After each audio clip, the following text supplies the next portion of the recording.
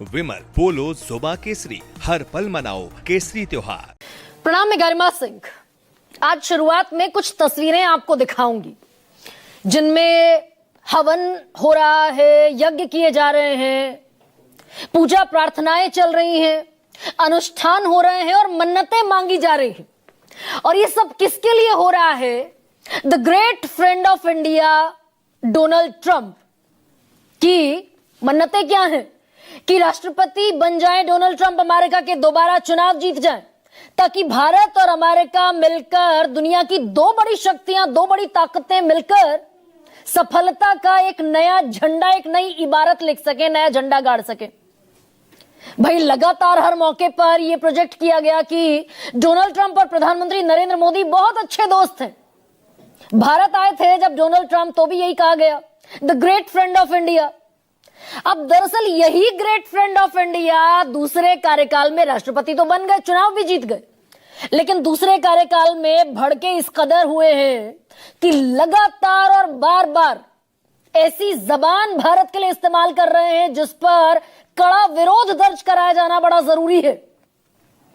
अभी 30 जुलाई से एक सिलसिला और शुरू हुआ, सीज फायर वाला एपिसोड तो अभी पुराना हो गया। मैंने मध्यस्थता की, भारत और पाकिस्तान के बीच ये एपिसोड तो अभी पुराना है। 30 जुलाई को डोनाल्ड ट्रंप ने कहा कि भारत रशिया से, रूस से जबरदस्त मात्रा में तेल खरीदता है, हथियार खरीदता है और इसीलिए उस पर जुर्माना लगाया जाना जरूरी है। 25% टैरिफ तो अलग रहा, हम जुर्माना भी ठोकेंगे, क्योंकि भारत उस रशिया के साथ खड़ा है जो यूक्रेन में नरसंहार मचा रहा है। अलावा इसके ट्रंप ने अगला बम जो फोड़ा वो भारत की अर्थव्यवस्था को कह दिया डेड इकोनॉमी, मरी हुई अर्थव्यवस्था है भारत की।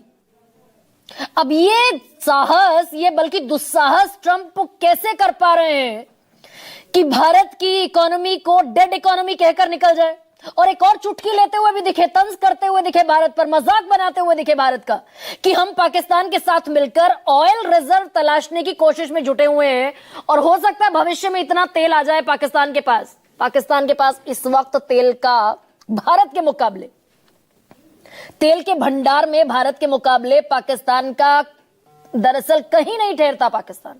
उसी पाकिस्तान को लेकर अमेरिकी राष्ट्रपति ट्रंप कह रहे हैं कि हो सकता है आने वाले समय में, भविष्य में भारत पाकिस्तान से तेल खरीदता हुआ दिखे। यहां तक पहुंच गया ट्रंप का यह बचकाना अंदाज। अब भारत से लगातार विपक्ष को मौका मिल रहा था, विपक्ष चुटकी ले रहा था, कड़े सवाल, तीखे सवाल भी हो रहे थे। तो भारत की तरफ से विरोध जाहिर करते हुए बड़ी लंबी एक तकरीर दी गई विदेश मंत्रालय के प्रवक्ता रणधीर जायसवाल की तरफ से। सोशल मीडिया साइट पर यह तकरीर आई। हालांकि विपक्ष ने इसको भी मुद्दा बनाया कि अगर ग्रेट फ्रेंड ऑफ इंडिया है डोनाल्ड ट्रंप, तो प्रधानमंत्री के दोस्त हैं, प्रधानमंत्री खुद खड़े होकर मुखालफत करें ट्रंप की। ट्रंप के खिलाफ क्यों भारत सरकार देश की संसद में नहीं बोलती? विदेश मंत्री एस जयशंकर कुछ क्यों नहीं बोलते? तो रणधीर जायसवाल ने यह बयान सीधे सीधे जारी कर दिया कि पाकिस्तान, माफ कीजिए, अमेरिका की तरफ से भारत को लगातार निशाने पर लिया जा रहा है, अमेरिका और यूरोपियन यूनियन की तरफ से, कि हम रशिया के साथ व्यापार कर रहे हैं। अब इसकी भारत ने सफाई दी कि भाई जिस समय रशिया यूक्रेन वॉर शुरू हुआ था उस समय मिडिल ईस्ट की जो पूरी तेल सप्लाई थी वो यूरोप की तरफ हो गई थी, हमने इसलिए रूस से तेल खरीदना शुरू किया, अमेरिका ने हमें एनकरेज किया, अमेरिका ने हमें बाकायदा ताकत दी, सहारा दिया, सपोर्ट किया। यह दलील भारत को क्यों देनी पड़ रही है?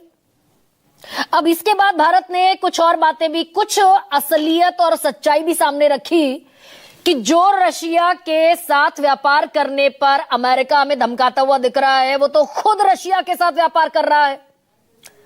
अब इसमें यूरोपियन यूनियन का तो बड़ा डिटेल में जिक्र है कि 24 में इतने बिलियन का सामान खरीदा, फिर 2023 में 17.2 बिलियन के सर्विस सेक्टर में ट्रेड किया।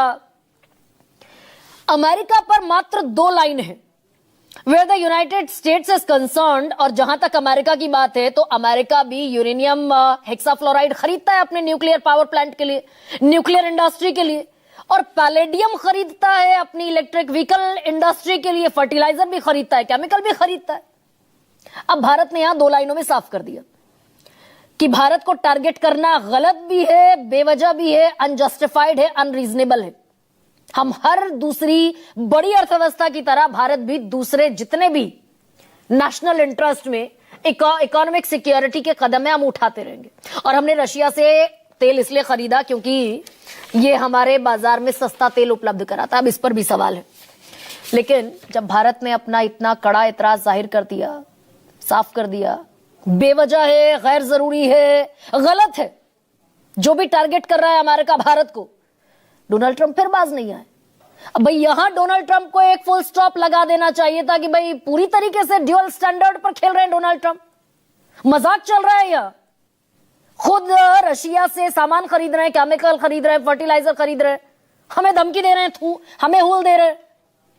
अब ऐसे में डोनाल्ड ट्रंप को यहां फुल स्टॉप लगा देना चाहिए था डोनाल्ड ट्रंप ने, लेकिन फिर 2 बम फोड़े।